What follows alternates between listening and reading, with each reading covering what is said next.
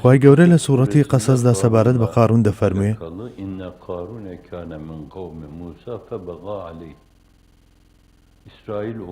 بێگومان قارون لە قەوم و خێشانی موسا بوو کەچی لەگەڵ فیرعەوندا دەستی تێکەڵ کرد و خۆی جیف دەکردەوە بە سەریاندا فیزی لێدەدا ئەوەندە ماڵ و سامان و داراییەمان پێبەخشی بوو کە بەڕاستی کلیلی گەنجینە و قاسەکانی لە چەند کەسێکی بەهێز گرانیەکەی هەڵنەدەگیرە گەلەکەی پێیان گوت غرور مەبە خوددا پیاوی لە خۆ دەرچووی خۆش ناوێت هەزگەری هێز و ئارەزوو سەرکەوتن و سەروەتی دنیایی و حەسوودی شتانێکن کە مرۆڤ ژەهراوی دەکەن ئەم جۆرە شتانە مرۆڤ ژەهراوی دەکەن هەندێک جار هێز مرۆڤ ژەهراوی دەکات مرۆڤ هەستی پێ ناکات سەری لێ دەشێوێت و تێڕوانینی لێڵ دەبێت وای لێ دێ نازانێت چی دەکا لەوانەشە زۆربەی جار ئەم هەڵکشانە بیکاتە مەخلوقێکی درڕندە کە پەلەماری ئەم لاو ئەولا دەدا هەموو ئەوانە دەگەزێت کە دێنە بەردەمی تەنانەت ئەم جۆرە کەسانە کاتێک کەس نادۆزنەوە تابی گەزن ئیدی زیان بە خۆیان دەگەێنن ئەها بە چەشنی کەسانێک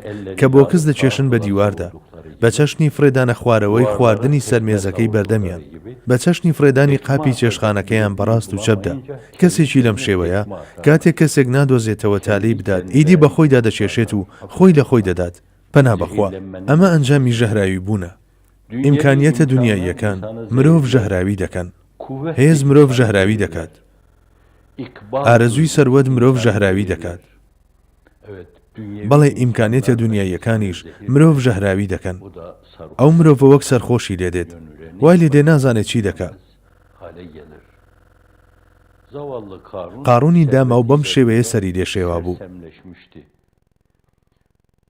سەرەتا لە خوا دوورکەوتەوە پاشانیش لە حەزرەتی موسا دوورکەوتەوە کاتێک لە قورئاندا ناویان دەهێنرێت هەندێک جار بەم شێوەیە ڕیز دەکرێن فیرعەون هامان قارون بەڵام بەپێی پێشاتی ڕووداوەکان لەو شوێنەدا کە باز لەوە دەکرێت سەروەت و سامان مرۆڤ سەرگەردان دەکەن دەگوترێت قارون فیرعەون هامان کە لێرەدا قارون تەنانەت لە پێش فیرعەونیشەوەیە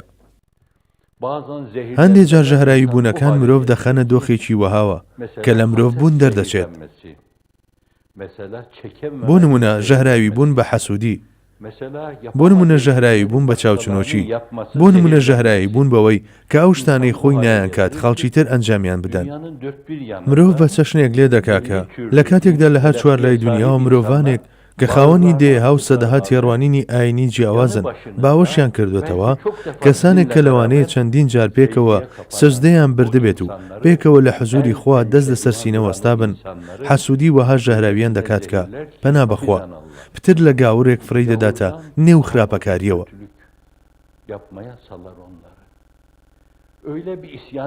بە دەربڕینی شاعیر چارۆگەر لە دەریاگەلی وەهادا هەڵدەدەن کە هەرگیز جارێکی تر هەڵی گەڕانەوەیان دەست ناکەوێت ئەو دەریایە دەیانگرێت و دەیانبات هەتا چاڵی گۆڕیان دەبات تا چاڵی گۆڕ پەنا بەخوا قارون تەنها یەکێک لەو بەدبەختیانەی کە بەهۆی سەروەتەکەی و کۆیلەکانی بەرقاپیەکەی و هاوکارەکانیەوە لە ڕێگا لایدا قورئانی پیرۆز دەفەرموێت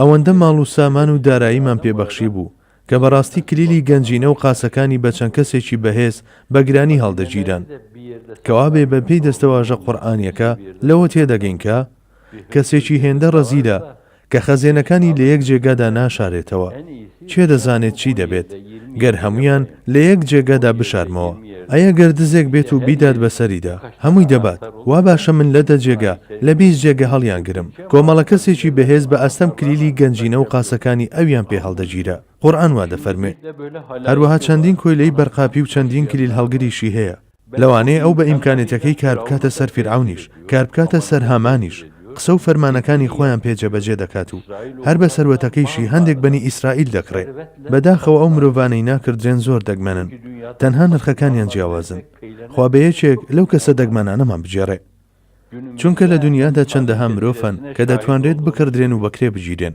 هەر وەک چۆن لەم ڕۆژگارەی ئەم ڕۆژماندا بە چاوی خۆمان شاهیدی زۆرێک لەوانی وەلێ نرخەکان جیاوازن هەندێکیان بە $1000 خۆیان دەفرۆشن، هەندێکیان دەڵێن من بە $10,000 خۆم دەفرۆشم، هەندێکیان دەڵێن من ڤیلایەکم دەوێ.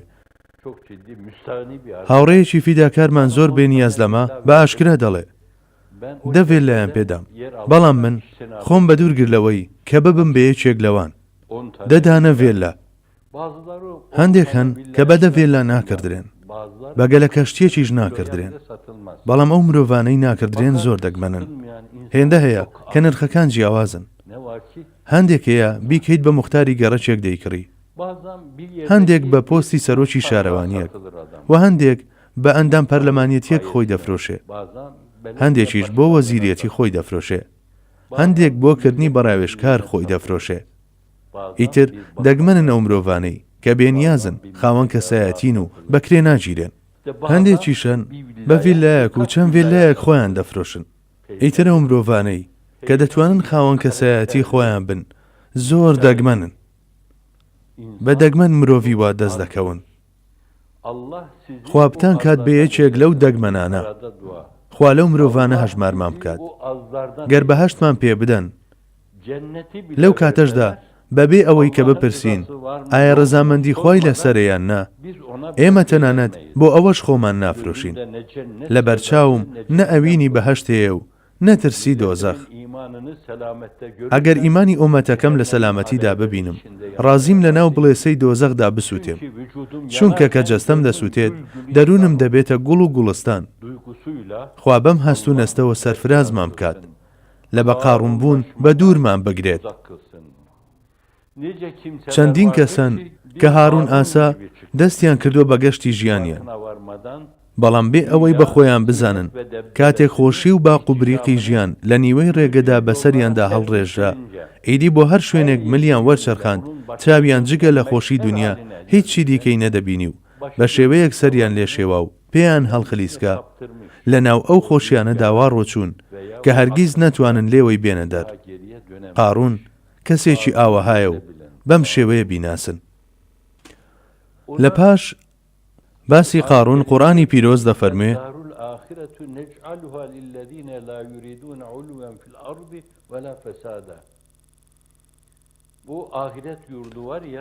ئەو ماڵی قیامەتە، ماڵێکی تایبەتی کە ئێوە نایزانن، بەڵکو تایبەتیەکەی لە فەرموودەیەکی پیرۆزدا تێیدەگەین.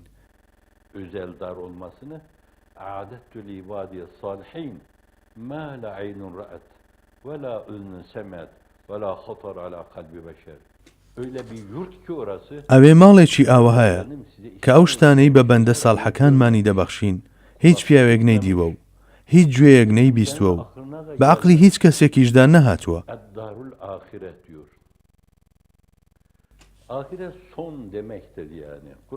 ئاخیرەت بە مانای کۆتایی دێ. قورئانی پیرۆز لە زۆر شوێندا باسی سەرەتا و کۆتا و کۆتایی و ئەوی تر دەکات. ئێرە وەکو پێشەچیەک وەهایە، بەڵام ئێرە ئولایەکی وەهایە کە ئەوێ ئاخیرەت لە هەناویدا هەڵدەگرێت. چەند گوفتارێکی لەو جۆرەشەیە. بۆ نمونە دنیا چێلگەی ئاخیرەتە، ئەلئولایەکی وەهایە کە ئەوێ ئاخیرەت لە هەناویدا هەڵدەگرێت. بەڵام پێویستە ڕووەکان ڕووگەیان بەرەو ئاخیرەت بێت. ئەم ئولایە بە هەموو لایەنەکانی و باق و بریق و قەشەنجیەکانیەوە، بە هەموو سەروەتەکانیەوە دەبێت بە تەواوی ڕووی لە ئاخیرەت بێت و بەو شێوەیە هەڵبسەنجێنرێت.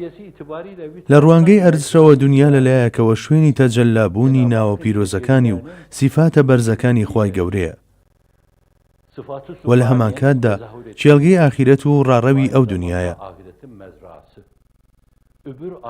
لەو ڕوانگەیەشەوە کە نرخی هەیە، لەو ڕۆژەوە کە دنیا بەسەر خۆیدا دەڕوانێت.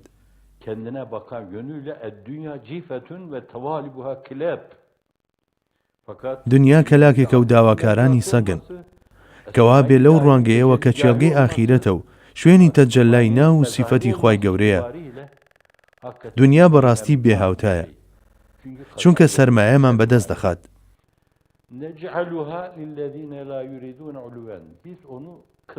دەستەواژەی سازکردن لە وشەی جەعەلەوە هاتووە. لەمەوە تێدەگەین کە بفەرموێت وەک ماڵی باوچیان نا، بەڵکو وەک جەعەلەی ئێمە دەبێت.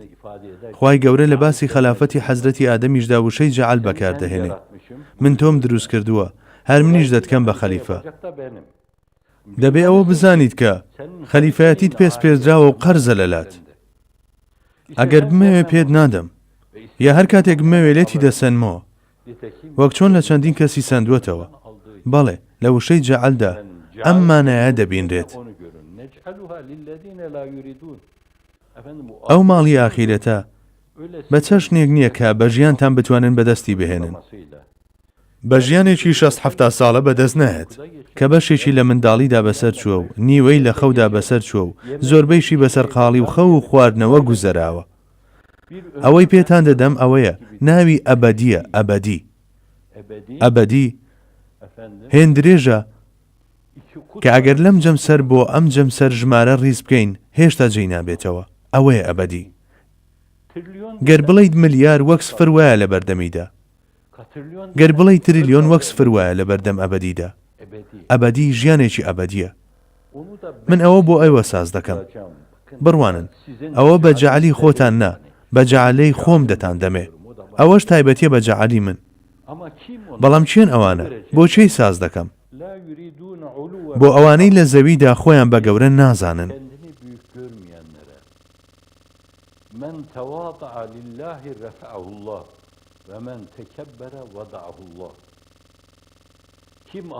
هەر کەسێک لە بەرخاتری خوا خاکەڕایی بنوێنێت و وەک گۆچان بچەمێتەوە خوای گەورە هێندەی بڵێت بەرزی دەکاتەوە و هەر کەسێکیش تەکەببوڕ بنوێنێ العزمة إزاري والكبرياء ردائي فمن نازعني فيهما قذفته في النار buyuruyor. Azamet kibriya ridam. شکۆداری کاڵا و گەورەیش خێرخەی بەرمە ئەوەی بیەوێت ئەمانم لەگەڵدا بەش بکات فڕی دەدەمە ئاگری دۆزەخەوە ئەمانە سیفاتی ئەون سیفاتی سوبحانین مرۆڤ لەسەر زەویدا نابێ خۆی بە گەورە بزانێت و بڵێت من هەرچیەکەم وت هەر ئەوەیە هەرچی وت دەبێت جێبەجێ بکرێت کەوتم هەڵی بواسن دەبێت هەڵبواسرێت کەوتم بیکوژن دەبێت بیکوژن کەوتم بەسەریدا بدەن دەبێت بەسەریدا بدرێت دەبێت قسە لە منەوە دەست پێ بکات و هەر بە منیش کۆتایی پێبێ هەموو شتێک دەبێ وابەستەی من بێ ئەمە بەخشینەوەی هەستی خۆ بە زلزانینە لە دنیادا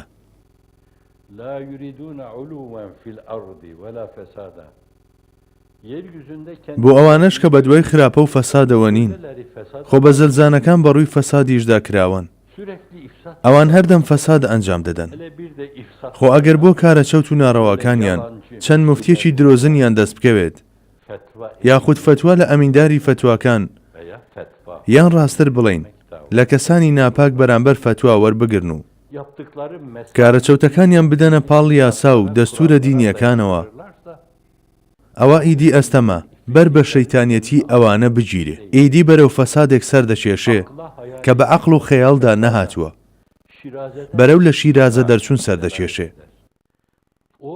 ئەوە بە دیوێکدا بە واتای نەناسینی هێڵ و سنوورەکان نمایش دەکرێت و بە واتایە دێت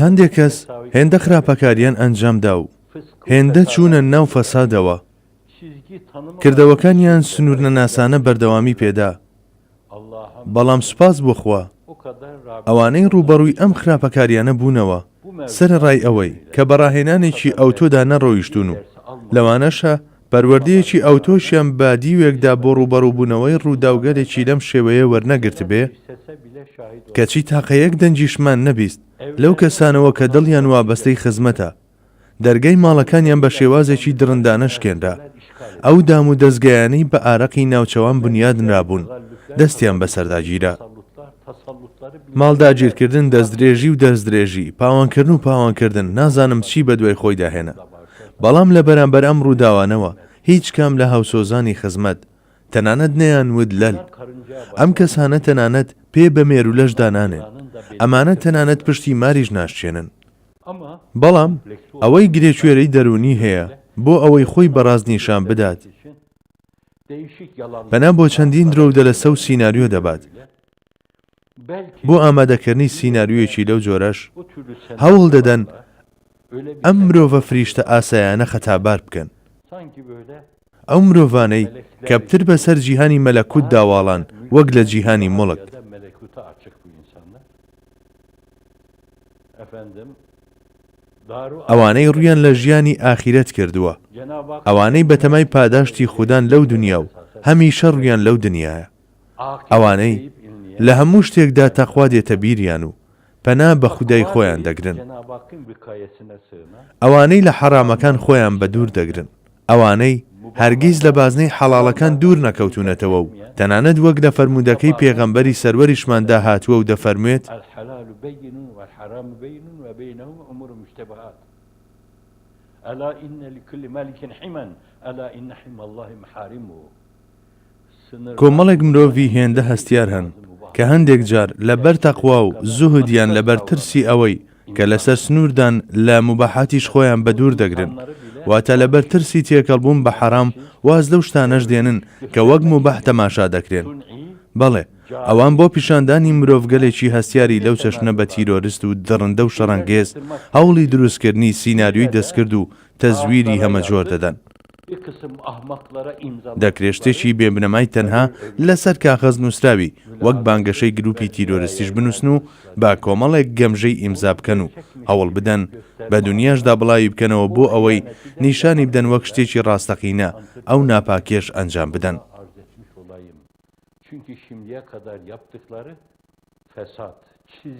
چونکە ئەوەی تا ئێستا ئەنجامیان داوە لە فەساد و سنوور بەزاندن و نەبوونی هیچ هێڵێکی سوور و تێکەڵکردنی حەرام بە حەڵاڵ و کورتکردنەوەی بەهاکانی ئاینی ڕوونی ئیسلام لە قسە و لاف و گەزافدا و هەوڵدانیان بۆ بەدەستێنانی دنیا بە ناوی ئاینەوە ئەوانی هاوشێوەی قاڕون کوێر کردووە و ئاگایان لە عاقیبەت ژیانی ئەو دنیا نەماوە. لە کاتێکدا سەرنجام بۆ تەقوادارانە لە چاوگی وەقایەوە هاتووە، هەر بۆیە واوەکە گۆڕاوە بەیە خۆی لە بنەڕەتدا بەواتای چوونە نێو بازنەی تەقوا دێت. لە هەمانکاتدا بە پێی ڕێزمانی سرف بێت مانای ئەوە دەدا کە چوونە نێو بازنەی تەقوایان کردووە بە دۆخێکی قوڵی سروشتی خۆیان. هەروەها لە دەستەواژەی المتەقینیشدا دووبارە حرفی تعریفەیە. لام لامی تەخسیس واتە تایبەتە بەوان، سەرنجام تایبەتە بەوان بۆ ئەوان نا، تعلیل نییە بەڵکو تایبەتە بەوان. لێرەشدا حرفی تعریفەیە، ئیدی ئەوە بناغەیە، تەقوا تایبەتە، ئاماژە بە تایبەتێتی تەقوا دەکات. ئاەتێکی چۆنە؟ فەرسەخ بە فەرسەخ لە حەرام دوورن، هەمیشە ترسی ئەوەیان هەیە، ئامان نەکەومە حەرامێکەوە، فەرزەکان وەک خۆی جێبەجێ دەکەن، هەرگیز لە واجبەکاندا کەم و کورتی نانوێنن، قورئان و سونەت هەرچی وتبێت ئەوە ئەنجام دەدەن. ئەوان کۆیلەکانی حەزرەتی ئەبوبەکرن، کۆیلەکانی حەزرەتی عومەرن، کۆیلەکانی حەزرەتی عوسمانن، کۆیلەکانی حەزرەتی عەلین. ڕوحمان فیدای ئەو چوار شاسوارە بێت، خوای گەورەش تریلیۆن جار لەوان ڕازی بێ. بەڵێ، هێندە لە ناخەوە تەقوادارن کە تەقوایان کردووە بە دۆخێکی قوڵی سروشتی خۆیان. کەوا بۆچی دەبێت؟ کاتێک تەقوا لە مرۆڤێکدا بگاتە ئەو ئاستا، ئیدی سەرنجام تایبەت دەبێ بە ئەوان. من بۆ ئەوانم ساز کردووە، بەڵام نرخەکەی ئەو تەقوایەیە.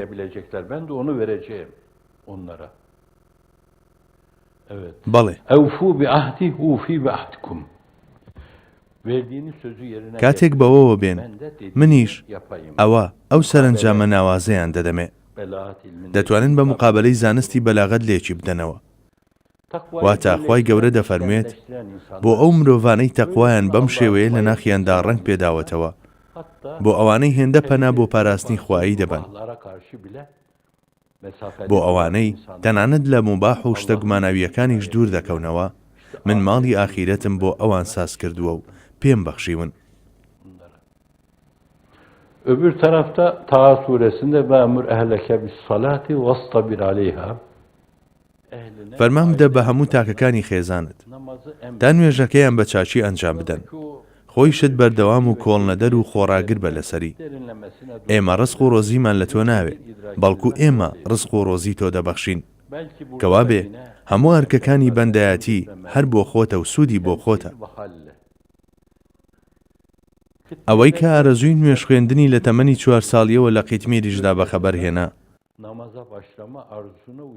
لەوانە شەوتنی ڕاز نەبێ، حەیرانبوونی شێتانەی باپیرم بوو بۆ نوێژ. نازانم تا بەری بەیان نوێژی دەخوێن لەسەر تەختەی دیوەخانەکە، تا بەیانی ئەیکەی دەنووست. هەندێک جار لە تەنیشتیەوە دەوەستام لە تەمەنی 4-5 ساڵیمدا تا لەگەڵ ئەودا هەڵسوونیشت بکەم. بەڵام دواتر تەماشا دەکەم خەوم لێکەوتووە و بردومیانەتەوە سەر جێگەکەم، کەچی ئەو هەر لەوێدا لە ناو کەمەربەستەی عەبودیەتدا بێ هیچ وەستانێک نوێژی دەخوێن. ئەوە کاریگەری حاڵە، کاریگەری حاڵ و بەرجەستەکردنی کەڕاریە. داپیرم کاتێک سەری دەخستە سەرزەوی، کاتێک ناوی ئەڵڵا دەبرا، ئەیدی بۆ ماوەی 24 کاتژمێر دەگریە. ئەمە هەموو خەڵکی لادێکە دەیزانن. خاتوومنیسا یەک جار لەلایەوە بتگوتایە ئەڵڵا، هەندێک جار بە لەرزینەوە، هەندێک جار بە تاسەمەندیەوە 24 کاتژمێر دەگریە. کەسێکی ئەوها بوو. کاریگەری ئەم شتانە هێندە بەتینە. ئەمە کاریگەری حاڵ و بەرجەستەکردنی کرداریە، کەوا بێ دەبێت وابێت، کەوا بێ ڕووکردنەخوا بەم جۆرەیە، کەوا بێ ئەو ژینگەی منی تێدا گەورە بووم، داخوازی ئەوەیە منیش ئەوها بم. پاشان کاتێک ئێوە بە کەسێکی نێو ئەو ژینگەیە دەڵێن نوێژ بخوێنە، کاتێک پێی دەڵێن دەست بەجێ ئەدای دەکات.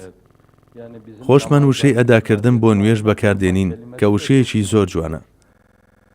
لە ڕاستیدا قورئان بەدەستەواژەی پێمان دەفەرموێت ئیقامەی نوێژ بکەن. پێمان نیشان دەدا کە گرنگ ئیقامەیە. کاتێک کەسێک نوێژ بە ناخ و بەجەستەوە بە شعوری ئیحسانەوە ئەدا دەکات، ئەمە پێی دەگوترێت ئیقامە. کاتێک ئەو پەرستشی نوێژە زیندوو دەکاتەوە و نوێژ زیندوو ڕادەگرێت و دەبێت بە پارچەیەک لە نوێژ.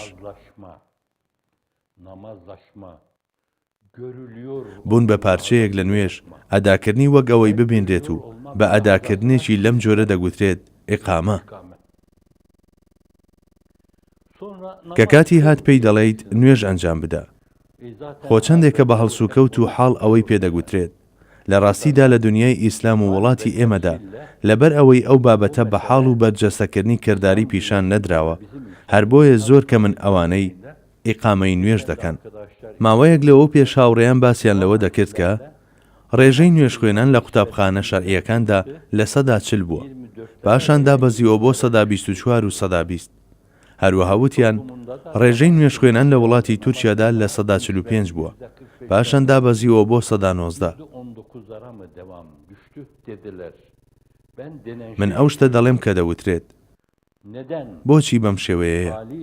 لەبەر کەمی ژمارەی ئەو مرۆڤانەی بە حاڵ و کردەوە و لە ناو کەمەربەستەی عەبودیەتدا لە حوزوری خودا بوون نمایش دەکەن. إن الصلاة تنهى عن الفحشاء والمنكر. بەڕاستی نوێژ بەر هەڵستی هەڵسوکەوتە نائەخلاقیەکان و نامەشروعیەکان دەکات. نوێژ بەر هەڵستی لە کارە فاحیشە و نابەجێکان دەکات. دەتوانرێت بۆ گوترێت گەربێت و نوێژەکەت ڕێگریت لە کارە فاحیشە و نابەجێکان نەکا، ئەوە تۆ نوێژ ناخوێنی، تۆ تەنها هەڵدەستیت و دادەنیشی، کەوا بێت زۆر گرنگە لە ڕۆح و ناخەوە جێبەجێ بکەیت. نەوەکانی دواتر لەبەر ئەوەی ئەمەیان لە پێشینەکانیاندا نەبینیوە، هەر بۆیە لە ڕێدا ماندوو بوون و ئیدی وەرین. گەر زانیاری بە معریفەت تاجی لەسەر نەکرێت، ئەوە مرۆڤەکان لە ماندوێتی ڕێگا دەربازیان نابێت. گەر زانیاری بە معریفەت و معریفەتیش بە موحیبەت تاجی لەسەر نەکرێت، ئەوە ڕێبوارانی ئەم ڕێگایە لە ماندوێتی ڕێگا دەربازیان نابێ. لەسەر ڕێگای ڕاست دەڕۆن و لە ڕێگا جێ دەمێنن. بەم شێوەیە ڕێژەی نوێژ خوێنانیشدا دەبەزێ، بەڵام هێشتا وا دەزانن لەسەر ڕێی ڕاستن.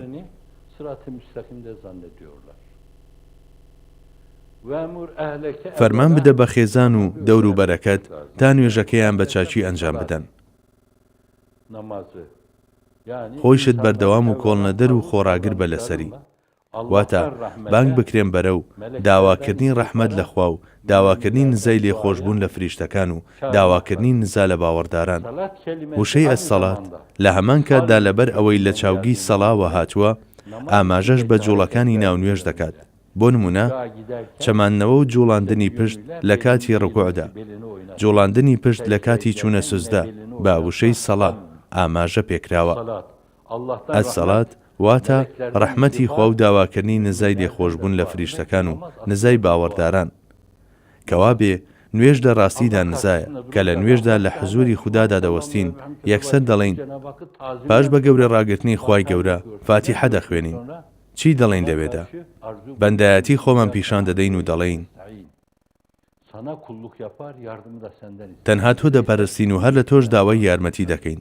مادام وایە بمان خەرە سەر ڕاستەڕەی پێغەمبەران و سدیقان و شەهیدان و ساڵحان.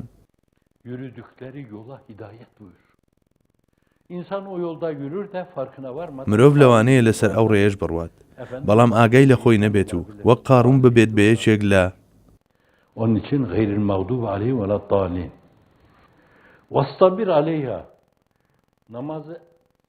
تەنها بە فەرمانکردن بە نوێژ واز مەهێنا. لە هەمان کاتیشدا گەر بە حاڵ و بەرجەستەکردنی کردداری بووە یان بەڕاستە و خۆ بووە بڵێ نوێژ بخوێنە یاخود بڵێ ئیقامەی نوێژ بکە. پاشانیش لەسەر ئەمە کۆڵنەدەر و خۆراگر بە. ئەوە بەمانای ئەمە بکە بە پارچەیەک لە ناخت بیکە بە وێردی سەر زوبانت، بە ڕەفتار و هەڵسوکەوت و گفتارەکانت هەمیشە ئەوە نمایش بکە. ئەو وشە هەڵبژێر داوانە ئەمە قورئانە. گفتاری خۆیە دەفەرموێت واستەبیر نەک واسبیر، دەفەرموێت واستەبیر واتە بە ڕەفتار و هەڵسوکەوت و بە سەمیمەتی گفتارەکانیشت فەرمان و ئامۆژگاری بکە و لە مەرئەم بابەتەشەوە هەمیشە خۆراگر بە. با هەموو شتانەی کە دەیڵێت قسەی ناخت بن، با هەست و بیرکردنەوە و باوەڕت وەک شمشاڵێک دەنگ دەرکەن و ئەو دەنگەش کە لە لێو و زارتەوە دەردەچێت با ئەو دەنگە بێت. بە حرفی جەڕی عەلا قورسێتی نیشان دەدات. عەلا بۆ ئیستیعالەیە. ئیدی کاتێک ئەو سەڵاتە بەم شێوەیە بێت بەڕاستی ئەم بابەتە کەمێک قورسە. دەکرێت ئەم شتانە بە مێشکدا بێن. گەر ئێمە ئەمانە بەم شێوەیە ئەنجام بدەین کار و کەسابەتمان کەم دەکات. ناتوانین بچین بۆ چێلگەکەمان، لەم دەستەواژانە بمبورن. ناتوانین بە دوای مێگەلەکاندا ڕابکەین. ناتوانین ئاگامان لە مانگا و مەڕەکانمان بێ. ناتوانین ڤێلا دروست بکەین. ناتوانین گەلە کەشتی وەدەست بخەین. دەکرێت بەمانەوە مەشغوڵ ببین. واز دە کاروباری خۆمان دەهێنین و فەرمان بە نوێژ دەکەین و هەردەم ئارامگر و کۆڵنەدەر دەبین. ئارامگری چالاکانە، ئارامگری چەقبەستونە، ئارامگری چالاکانە. هەلومەرج و بارودۆخ دەرفەتی ئەنجامدانی ئەو بڕە لە کارەکان دەدا. ئارامگریش لەسەر ئەنجامدانی ئەو بڕە دەنوێنرێ. ئەوە ئارامگری چالاکانەیە. خوای گەورە بەڵێن دەدا کاتێک ئێوە ئەمانە ئەنجام دەدەن